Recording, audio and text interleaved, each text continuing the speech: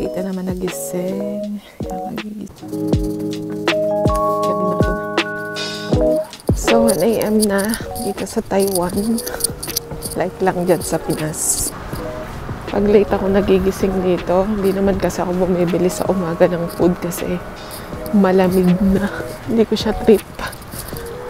So, wala kaming initan ng pagkain sa dorm, kaya ayokong bumili sa umaga. Yung mga bukas na mga convenience store dito, 7-Eleven, Pang-Convert. So, may mga tao pa rin naman sa ganitong oras, pero madalang na.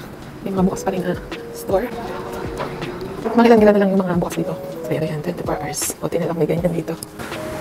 24 hours. Yes, so lang. Sa